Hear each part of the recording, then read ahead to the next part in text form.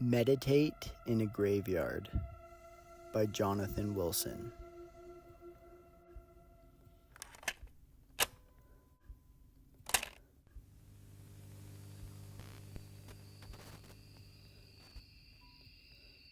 Amidst the symphonic cicada's endless chant, a man, cloaked and determined, trudges on through an endless sea of darkness. Trees tower over him, rocks beneath his feet, dirt littered with leaves, mice squeak.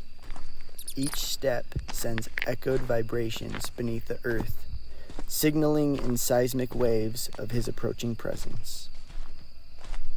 He felt fear rise inside his heart, knowing where he was about to venture, but couldn't let that stop him.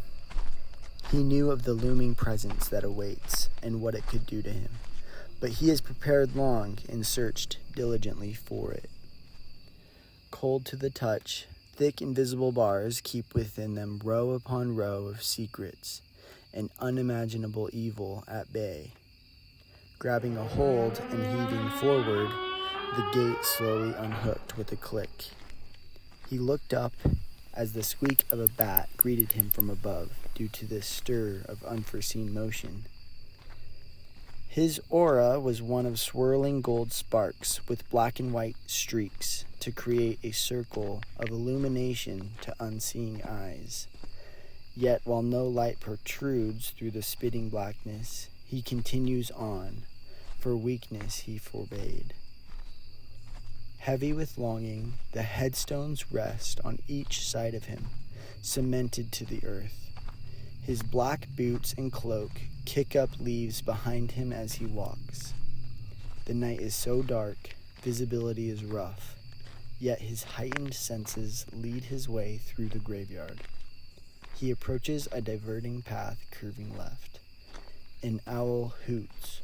Woo, woo. He stops and breathes in the cold night's air, then exhales it out slowly.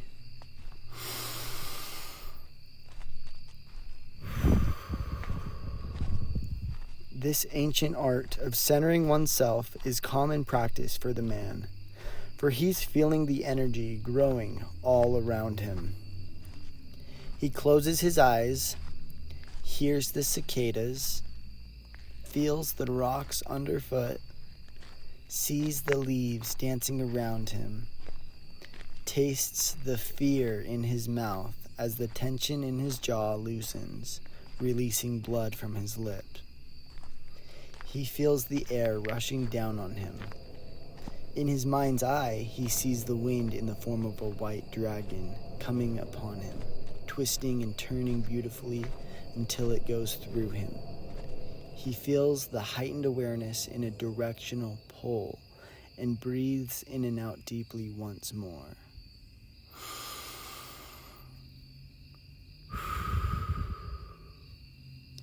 He walks deeper into the cemetery, following along that same path he was drawn to. There are headstones towering out of the ground around him. He had left off around here during his last encounter, and this is where he would pick up again. He walks over to one of the tall gravestones. He feels out for it, his hands waving in the air in front of him. Waving, then smack. He felt his way around it, feeling all that the stone had to offer. It was chipped and cracked and followed his fingers down that line to the curve at the bottom, then to a faded edge that could have once been a sharp point. He closes his eyes and begins to hear the birds chirping in the distance, the kind that greet you in the morning. He sees the sun streaming onto the headstone, shining beautifully, streaks of light through the trees in the morning fog. He sees all of this, even though it's nearly 3 a.m., and holds on to that thin link back to that fading present reality. He sees a little girl with long black hair, standing there in a tattered white dress, motionless, looking at him, and holding her mother's hand, who is turned the other way, looking down. The girl is looking at him curiously, and he can get a sense of her thoughts. that she's not only aware of him, but that he's not really there, at least not now in the moment that she is. And that was it. The channel had opened up and he had made contact with what was beyond. Although it happened a lot sooner into the night than he was expecting, he was grateful nonetheless, knowing his ability was getting stronger. May peace be with you and go with you. Those who love you and those who know you, be with them. Amen, he said. He sees the girl's mother call on her, and they leave their father's grave as she turns and grabs her mother's hand in the distance.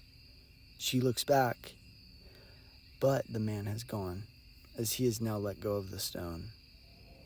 He felt the wind rush again, and a single tear fell from his eye. Stepping away from the tall gravestone, he feels weary, as that first contact took a lot of energy. He knows he must go on, and the eagerness he felt to continue gave him the strength to begin to look for what was next. He began walking, not knowing where he was headed, but trusted the feeling that he felt to be able to find it. He approached a small bench and felt a longing to sit and rest. He paused and basked in the cicada's endless heartbeat before taking a seat on the cold concrete slab. There was the distant roar of thunder the very second he sat. His heart flutters, almost as if it was a rose, and the sound shook a petal off. But instead of falling down, it flowed up like bubbles to the surface of water. The mental imagery ascended to the top of his head, and it exploded in his brain like a tiny hit of euphoria. He quickly realized the bench he was sitting on was in fact a grave marker. He didn't move, but took a deep breath in and held it. Then, with a deep exhale out, he put both hands onto the stone bench, each making contact at the same time. Immediately, he hears another thunderclap, followed by the growing trot of approaching horses. They swiftly made their way past him in neat uniform lines and felt the wind from them. He looked at the riders who were cloaked in black just as he, and saw that they were in fact skeletons, with their backs erect like knights on a set of playing cards. Just as soon as they appeared, however, they were all gone. All except for one lone rider, that is, who continued slowly on his horse towards him from that same direction. The skeleton rider then stopped in front of him and unhooded his face. "What are you doing at my grave?" said the skeleton eerily. Another deep breath.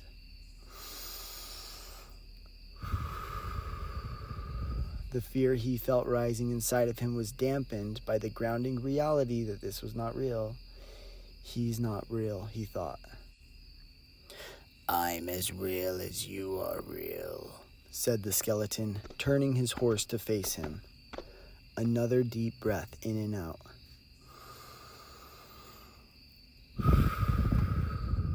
He sensed the deep and abounding well of sorrow that this skeleton felt and reached for his name. "You're Samuel," he said after a moment. "Yes," said the skeleton, eyeing him. And then he saw that Samuel was not a skeleton now, but a soldier. He had left his wife and child for war and tragically died while crossing through a minefield on their horses in that very forest. Not only had he died having never seen his family again, but was holding on to a secret he kept locked deep inside his soul. "What can't you let go of?" he asked.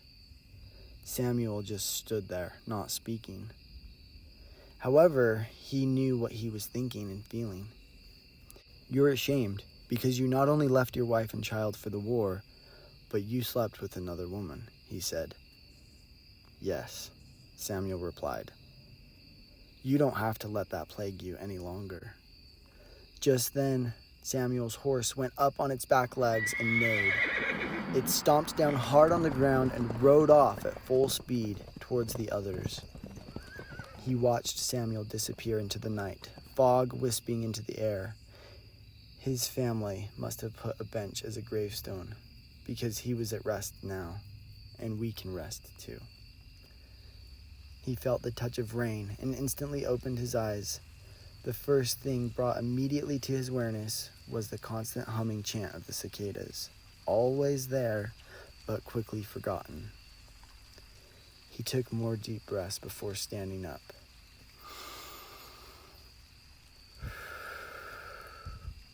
He felt as though there was a dark presence behind him. He dare not turn around.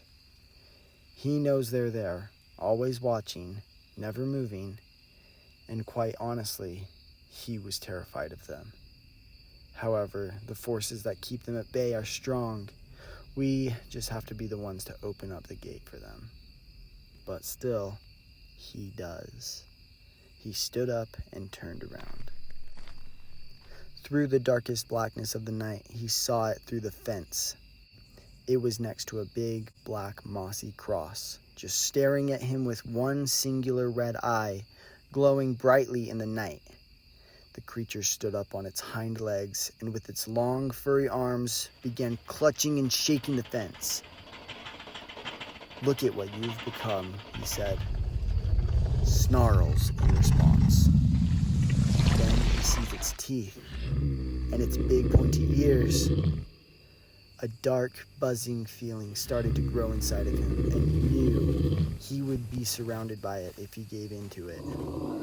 He thought he heard a twig break behind him, and he sat up in fear, frozen in the night. He felt a sharp, stabbing pain into his back, and he imagined someone stabbing him with a knife from behind. Realizing it wasn't anything actual, but rather imagined, he let go of all of the tension in his back and felt his body limp forward. The snarls became barking now, actual barking, and a small dog was on the other side of the fence, barking at him, for he had opened his eyes right then to see it was, in fact, an actual tangible dog barking away. Thunder roared steadily again, like an upset stomach. He breathed in and out, deeply once more.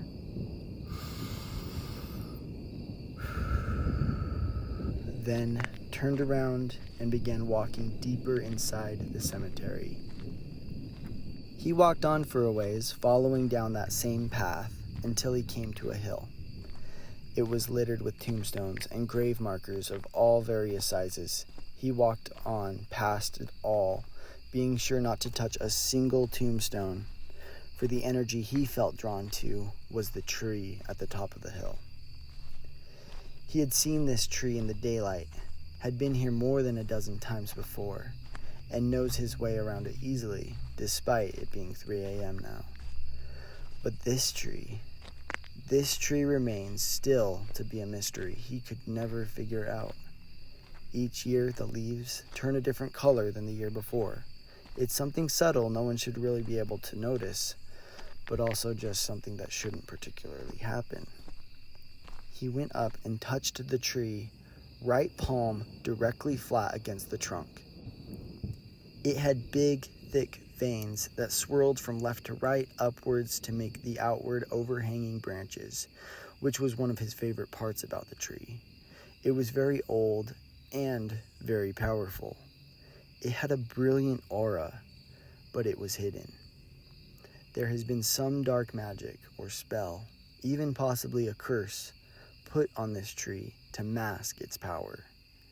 And this is what draws the man to the graveyard year after year. He's hoping to find the one that cursed it and knows he's getting close. That creature he just witnessed was a sure sign of that. The entities and creatures kept getting closer to him, and he assumes it's because he's getting closer. It is said that the tree has the potential power to bring back life, to raise the dead. Unfortunately, using this power would kill the tree in the process. It doesn't make a person immortal either, but instead brings them back and lets them live out their life for whatever time they would have had left, had things turned out differently for them. But the tree was dim at this hour of the night. It was nothing but an empty void, a black hole, an endless tunnel. that he's been walking down for most of his adult life, and he's at the point of giving up. This venture to the graveyard this night was in fact his last and final attempt at uncovering the secrets it might hold. And unless something powerful and profound happened, then he would never be coming back. But seeing the one-eyed wolf dog sparked something in him. He knew he was too close to stop now, so he ventured on. He was now traveling farther away from the tree to a section he was unfamiliar with because of its dark energy, which made him uneasy. Even though the tree is masked, he still felt its power, and even just being up next to it calmed him. This new and uncharted territory of the graveyard he was now entering was somewhat troubling. He approached an arch-shaped tombstone walkway into another section of the graveyard and stopped instantly.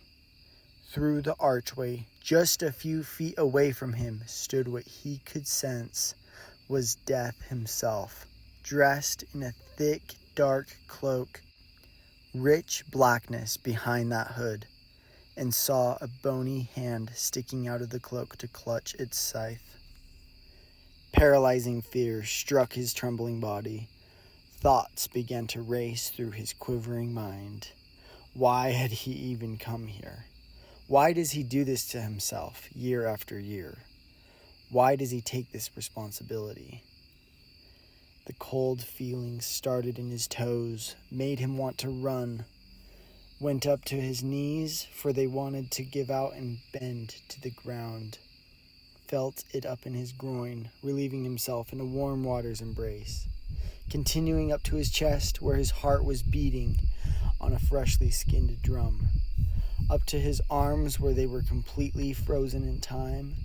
And finally to his head, where he could not find the words to utter, nor the thoughts to process any actual coherent interpretation of the scene he was now standing in. It all meant nothing. That he was nothing, or that everything that surrounded him was nothing, as he stared endlessly into those dark, black, dooming eyes. No interpretation of time, no thought as to what he can do, just simply standing there like a statue unable to move. Then he felt himself sinking, as if the ground was quicksand opening up and swallowing him whole. As he was sinking, a bony hand reached up from under him and got hold of his ankle. It gripped his boot tight and yanked it right off. The panic set in as he shook away the fogginess of his brain. Each passing moment, he fell deeper into the earth, which activated all his instincts for survival and began flailing his arms out wildly. He quickly leaned forward and, in his haste, to reach out and grasp hold on something, anything at all, his right hand brushed up against a tombstone and laid hold on the end to stop him from sinking further. The second that his hand touched the tombstone, he heard the caw of a crow. He sees a skull with blank, white eyes staring at him while he's laying there on the ground. The eyes open up, shining a bright white light. Then the mouth gaped open to scream, but no sound came out of the skinless skull. Instead, the rush of wind, like a vacuum, into the mouth sucks him in. He sees the crow he heard, cawing, flying over his head, and he's sitting on top of a hill overlooking a town. The ships on the dock that have just arrived are rich with goods and spices. It is exciting times for the small town, since it's rare that ships from the far country come here. But however, this time, the ships are black. The men exit the ships with swords and torches to scavenge and burn the town, leaving nothing. No survivors, no houses, no crops, all except for the lone man on the hilltop, looking down just in time to see the men who did this board their ships and laugh as they leave the town in desolated waste. He screams out in agony as it's confirmed to him that his family has perished in the fire and that truly no one is left from his village. He lets out the blood-curdling scream of a broken human with nothing left. He buries them all, up at the top of the hill, the very hill that the man lay next to now.